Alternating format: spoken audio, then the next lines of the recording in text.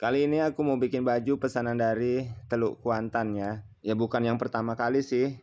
Tapi customerku ini minta modelnya dari referensi yang aku bikin ya. Dia datang langsung sih kemari kan. Pas dia datang ke sini, datanglah pula si pembeli baju referensinya ini tadi. Terus customerku ini lihat ya pas lagi dipakai sama si pembeli tadi kan. Ternyata bagus gitu. Jadi dia mau model kayak gitu juga, cuma belahannya tuh agak dibedakan ya. Kalau yang referensinya itu belahnya di tengah, terus aku kasih payet-payet gitulah kan.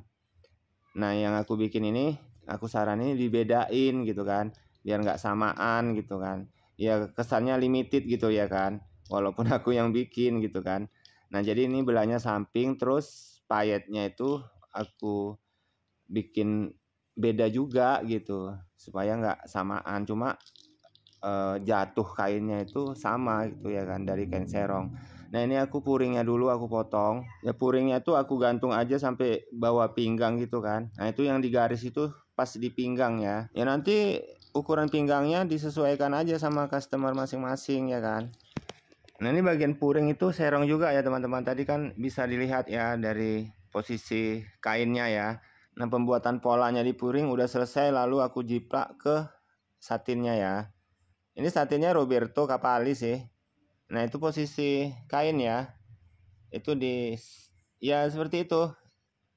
Ya seperti mau motong setengah lingkaran ya, atau satu lingkaran gitulah posisinya kan. Terus bagian kupnat princessnya itu nanti aku pecah sampai ke pinggang.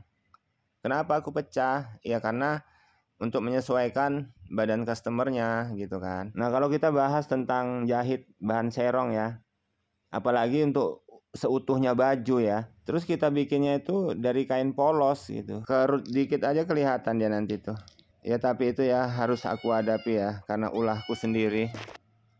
Nah ini kita lanjut ke badan belakangnya ya, itu kita serong juga gitu kan ya. Pastinya aku ada alasan bikin kain serong ini ya. Nah, setelah badan belakang ini nanti aku kasih tahu bagaimana cara pemotongan lengannya ya. Ini lengannya nanti dari kain serong juga.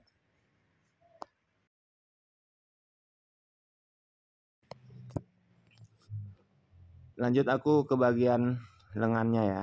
Dari puncak bahu itu naik 10. Ya selebihnya itu nanti ya teman-teman sesuaikan dengan ukuran badan customer masing-masing gitu kan. Sesuai kebutuhan masing-masing lah ya kan.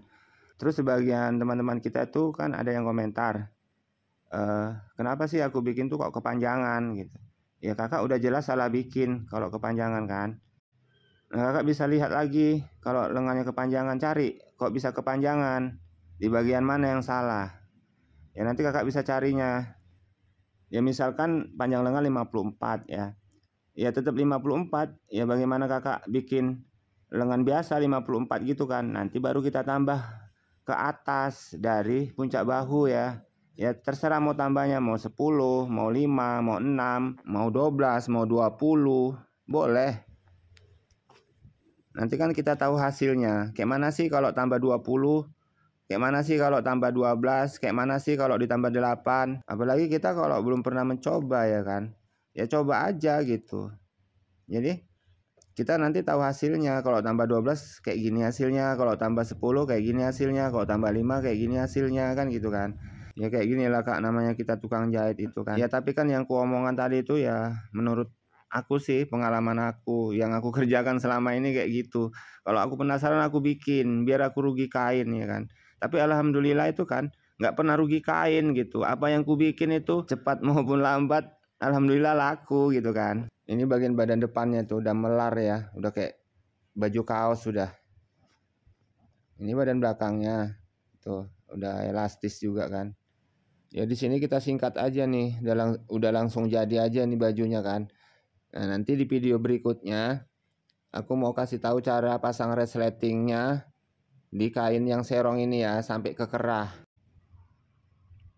Aku mau potong bagian sampingnya dulu ya, di bawah kupnat. Ya belahannya berapa ya, pokoknya dia kalau pakai rok nggak nampak perut ya. Nah bagian belahannya itu aku lapis. Nanti hasilnya seperti itu. Kenapa aku bikinnya ribet kali gini? Ya karena aku kan pingin harganya bagus ya kan. Itu bagian dalamnya. Ya puringnya memang sengaja aku gantung sih. Ya di bawah belahannya itu aja kan. Karena kan di bagian bawah itu udah kayak bentuk lingkaran kayak gitu kan. Kalau aku bikin dari kain satin gini ya, walaupun kain satinnya tuh tebal, itu aku di bagian badan gitu tuh harus pakai puring ya. Karena apa? Karena kalau keringatan yang make ya, itu tembus keluar pastinya. Kalau bahan satin ini nampak basah ya kan. Jadi kalau pakai puring gitu dia aman ya kan, nggak tembus keluar. Ini proses perpayatannya. Ini aku finishing aja itu yang mayat tuh istri aku itu. Ya aku bikinin dulu lah gambarnya kan, ku garis-garis dulu terus ku arahin ini pakai payet ini, nanti pakai payet kayak gini gitu kan. Nah baru istriku yang kerjakan. Nah udah selesai aku ya finishing gitu. Nah ini penampakan resletingnya dari kain serong, inilah hasilnya. Cuma ini harus ada kiatnya, tapi nanti ya videonya belum diedit soalnya aku kerja sendiri ya kan. Yang ngeditnya itu nanti malam-malam lah pokoknya. Nanti kalau udah selesai gue edit, nanti ku share ke TikTok ini ya kan, ke YouTube, nanti ke FB, ku share semua nanti di situ. Nah, alasanku kenapa aku pakai kain serong. Nah, itu jatuh di bagian bawah pinggang tuh kainnya ya. Ya pelpum kecil-kecil gitu ya kan. Tapi kalau kain lurus kita bikin, dia numpuknya cuma di samping. Kalau nggak percaya teman-teman, bikinlah dari kain lurus. Bisa dari kain lurus, cuma dipecah ya, dipecah gitulah. Ya kayak pecah 8 gitu, bisa. Cuma banyak sambungan di situ nanti. Ya udah gitu aja ya teman-teman ya. Semoga ada ilmu yang diserap dari PT ini. Terima kasih.